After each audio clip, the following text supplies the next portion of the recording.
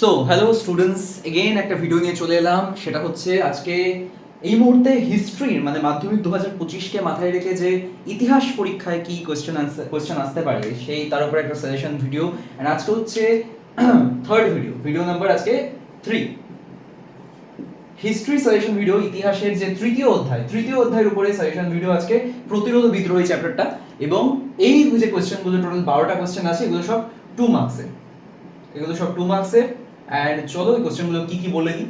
তাহলে প্রথম যে প্রশ্নটা, আশা করি চ্যাপ্টার 1 আর 2 এর উপরে যে সাজেশন আমি দিয়েছি সেগুলো আশা করি সকলে রেডি করে নিয়েছে। অ্যান্ড আজকে হচ্ছে চ্যাপ্টার 1 এর উপরে, চ্যাপ্টার 3 এর উপরে। তো প্রথম প্রশ্ন কি আছে? প্রথম প্রশ্ন আছে বিদ্রোহ ও বিপ্লবের মধ্যে পার্থক্য কি। ঠিক আছে, ছোট্ট একটা মানে কলাম করে করতে হবে না, জাস্ট একটা দুটো লাইন লিখে দিলেই হয়ে যাবে 1 2 করে। ঠিক আছে, চুয়ার বিদ্রোহের গুরুত্ব কি ছিল, ইম্পর্টেন্ট আছে। দামিনী কহু বলতে কি বোঝো, ইম্পর্টেন্ট আছে। দিকু কাদের বলা হতো, দেখে রাখবে। কেনারাম বেচারাম কি, ইম্পর্টেন্ট আছে। দুদুমিয়া স্মরণীয় কেন, প্রচন্ড ইম্পর্টেন্ট কোশ্চেন এটা। তারপরে হচ্ছে দাদাম কি, ইম্পর্টেন্ট। নীল বিদ্রোহে হরিশ্চন্দ্র মুখার্জির ভূমিকা কি ছিল, ইম্পর্টেন্ট আছে। তিন কাটিয়া প্রথা কি, এটাও প্রচন্ড ইম্পর্টেন্ট।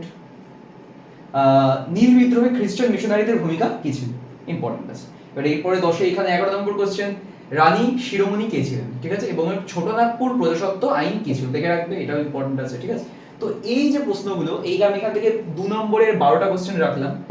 তো আমার মনে হলো এই 12টা কোশ্চেনের মধ্যে থেকেই আসবে। ঠিক আছে, কোশ্চেন তো প্রচুর হয় এখানে, 12টার জায়গায় মানে 12 × 5 60টাও হতে পারে, 5 গুণ করে দিয়ে 60টাও হতে পারে, কিন্তু 12টা মনে হলো এই 12টা করলেই হবে 2 নম্বরের কোশ্চেন হিসেবে। এরপরে এই চ্যাপ্টার থেকে কিন্তু 4 মার্কসের কোশ্চেনও আছে, 8 মার্কসের কোশ্চেনও আছে। তো আমি এর পরে এগুলো সকলে লিখে নেওয়া প্রথম কথা। তো এগুলোর পরে যে 4 and 8 মার্কসের কোশ্চেন, ওগুলো আমি আলাদা আলাদা করে নয়, ওগুলো আমি একসাথে কম্পাইল করে বলবো। মানে এরপরে যে প্রশ্নগুলো বলবো, বড় প্রশ্ন এই চ্যাপ্টার থেকে 2 নম্বর বাদ দিয়ে, সেই বড় প্রশ্ন আমি একসাথেই বলবো। ওগুলোকে সকলে 8 মার্কসের মতো করেই রেডি করবে। 8 মার্কস না হলে প্রত্যেকটা 6 মার্কসের মতন করে রেডি করবে, যাতে 4 মার্কসেরও লেখা যায়, 8 মার্কস আসলেও লেখা যায়। ঠিক আছে, তো চলো এগুলো লিখে নাও সকলে। ওকে, বা স্ক্রিনশট নিয়ে নিতে পারো।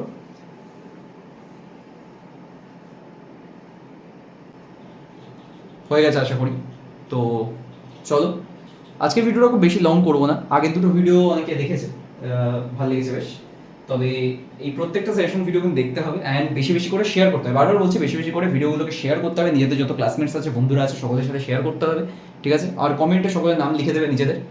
বারবার বলছি, কমেন্টে সকলে নিজেদের নাম লিখে দেবে, অ্যান্ড হচ্ছে ভিডিও বেশি করে শেয়ার করে দেবে, ব্যাস। এবং মাধ্যমিক অবধি সমস্ত সাবজেক্টে, সমস্ত চ্যাপ্টারের উপরে সাজেশন ভিডিও যতটা আমার পক্ষে সম্ভব হবে আমি নিয়ে আসবো। তো চলো, আমরা আশা করি হয়ে গেছে সকলের লেখা। বা যাদের হাতের কাছে পেন পেপার নেই তারা, বা যারা এখন দেখছে হাতের কাছে পেন পেপার নেই বা বাইরে আছে, তারা স্ক্রিনশট নিয়ে নাও একটা, পরে লিখে নেবে। চলো নেক্সট পেজে যাই। সো নেক্সট এবার হচ্ছে ডেসক্রিপটিভ কোয়েশ্চেন, মানে হচ্ছে 4 বা 8 মার্কসের যে কোয়েশ্চেনগুলো আসতে পারে চ্যাপ্টার 3 থেকে, সেগুলো। তো এবার এখানে বেশি কোয়েশ্চেন রাখিনি, মাত্র 7টা কোয়েশ্চেন রেখেছি। ঠিক আছে, প্রথমত 1855 সালে সাঁওতাল বিদ্রোহের কারণ কিছু, প্রচন্ড ইম্পর্টেন্ট কোয়েশ্চেন, এটা পড়বে সবাই। আমি মার্কস লিখে দিয়েছি, এটা 4 মার্কসে, এটা আসলে 4 মার্কসের জন্য আসতে পারে। ঠিক আছে, এবার বারাসাত বিদ্রোহের প্রকৃতি বিশ্লেষণ করো। ঠিক আছে, মোটামুটি দেখে রাখবে। ওকে, এটাও 4 মার্কসে আসতে পারে। ঠিক আছে, কোল বিদ্রোহের কারণগুলি লেখো, কোল বিদ্রোহ ইম্পর্টেন্ট আছে, এটাও 4 মার্কসে আসতে পারে। ফরাজি আন্দোলনের বৈশিষ্ট্য আলোচনা করো, এটাও ইম্পর্টেন্ট আছে। বারাসাতটা অ্যাকচুয়ালি ইম্পর্টেন্ট আছে, হ্যাঁ। ফরাজি আন্দোলন যেটা বৈশিষ্ট্য, এটাও 4 নম্বরে আসতে পারে। আচ্ছা, এই দুটো কোশ্চেন ইম্পর্টেন্ট আছে। এই সন্ন্যাসী, এটা ইম্পর্টেন্ট আছে, সন্ন্যাসী পক্ষের বিদ্রোহের ঐতিহাসিক তাৎপর্য কি ছিল, এই বিদ্রোহ ব্যর্থ হয়েছে কেন, পার্টে আছে কিন্তু, হ্যাঁ।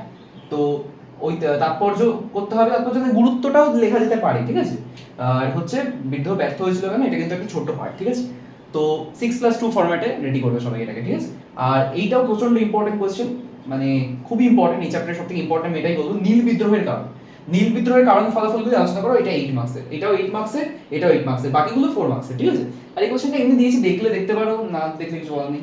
সেটা হচ্ছে তারিকি মোহাম্মদিয়ার টিকা, মনে হলো দেওয়া উচিত, দিলাম।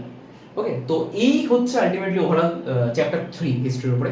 তো এই চ্যাপ্টারে কটা কোশ্চেন হলো, এখানে 12টা হয়েছিল হচ্ছে, ছোট কোশ্চেন 12টা আর বড় কোশ্চেন 7টা, তাহলে কটা হলো 19টা। হ্যাঁ, 19টা কোশ্চেন হলো, তো বেশি হয়নি। ঠিক আছে, যথেষ্ট। তো চলো, হিস্ট্রি 3rd চ্যাপ্টারের সাজেশন হলো, পরে ভিডিও অবশ্যই হিস্ট্রি 4th চ্যাপ্টার আসবে। আমি বারবার বলি হিস্ট্রিটা আমি ভাবছি হিস্ট্রি শুরু করেছি, হিস্ট্রিটা শেষ করি, হিস্ট্রিটা পুরো যেহেতু টেস্টটাকে আমি উদ্দেশ্য করে না, আমি মাধ্যমিক ফাইনালটাকে উদ্দেশ্য করে এই সিরিজটা চালু করেছি ভিডিও। তো হিস্ট্রিটা পুরো কমপ্লিট হোক, তারপর অন্য একটা সাবজেক্ট শুরু হয় সেটাও কমপ্লিট করবো, ঠিক আছে? নাহলে হিস্ট্রি ধরো দুটো দিলাম, জিওগ্রাফি দুটো দিলাম, লাইফ সায়েন্সে একটা দিলাম, ফিজিক্যাল সায়েন্সে একটা, লাস্টে কি কোনো না কোনো প্রত্যেকটা সাবজেক্টেরই একটা দুটো করে চ্যাপ্টার বাকি থেকে যাবে, ওইভাবে হবে না। এবার বলা তো যায় না কখন কি মানে কোন এমার্জেন্সি চলে এলো, ঠিক আছে? বা আমার যারা স্টুডেন্টস আছে তাদের কোন সার্টেন এক্সামস চলে এলো বা কি এমার্জেন্সি চলে এলো যে ভিডিও স্টপ হয়ে গেল, বাট ওরকম স্টপ হবে না যেরকম আগে হয়েছিল, বিশাল অনেক দিনের গ্যাপ পড়ে গেছিলো, ওরকম হবে না। বাট যাই দেখা গেল মাধ্যমিকের বা এটাও তো হতে পারে বা ইমার্জেন্সি মাধ্যমিকের কয়েক সপ্তাহ আগে আমি কোনোভাবে অসুস্থ হয়ে পড়লাম বা কিছু হতেই পারে। এবার যাই হোক, তো ওভারঅল আমি হিস্ট্রি থার্ড চ্যাপ্টার দিয়ে দিলাম এটা, ওকে? যে কটা ভিডিও হচ্ছে বা যে কটা সাজেশন ভিডিওতে যা যা কোশ্চেন দিচ্ছি এগুলো চোখ বন্ধ করে ফলো করতে পারো, এ নিয়ে কোনো ডাউট নেই, ঠিক আছে? তো চলো, এই গেল হচ্ছে হিস্ট্রি আমাদের থার্ড চ্যাপ্টার। তো ফার্স্ট সেকেন্ড থার্ড এই তিনটে চ্যাপ্টার সকলে রেডি করে নাও ভালো মতন, ওকে? অ্যান্ড হিস্ট্রি সাজেশন কমপ্লিট হলে আমি একটা মক টেস্টের পেপার দেবো গ্রুপে, অ্যান্ড সকলকে আমি বলে দেবো এই টাইম থেকে এই টাইমের মধ্যে সেটা সলভ করে পাঠাতে, অ্যান্ড সেটা আমি নিজে ব্যক্তিগতভাবে চেক করে সকলকে বলবো কে কত মার্কস পেয়েছে, ঠিক আছে? তো তাই জন্য বলছি, তা সেই সব কোয়েশ্চেনগুলো এই সাজেশনের মধ্যে থেকেই থাকবে, ঠিক আছে?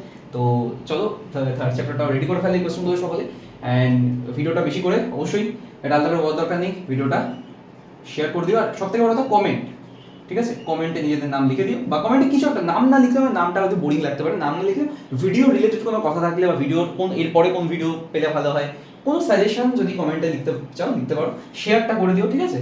আর হচ্ছে ব্যাস এটাই, আর সাবস্ক্রাইব না করা থাকলে সাবস্ক্রাইবটা করে দিও, ব্যাস এটুকুই বলবো, এর থেকে বেশি কিছু বলবো না, ওকে? আর গ্রুপে জয়েন হওয়ার জন্য স্ক্রিনে হোয়াটসঅ্যাপ নাম্বার দেওয়া আছে স্ক্রিনের নিচে, তো সেই নাম্বারে মেসেজ করলে নিজের নাম আর স্কুলের নাম পাঠিয়ে দেবে। যারা নতুন দেখবে ভিডিও তাদেরকে বলছি সেই স্ক্রিনে দেওয়া নাম্বারে মেসেজ করে দেবে নিজের নাম স্কুলের নাম, গ্রুপে জয়েন করে দেবো, ঠিক আছে? তো চলো আজকে এই থাকলো, সো রেডি করো সকলে, টাটা।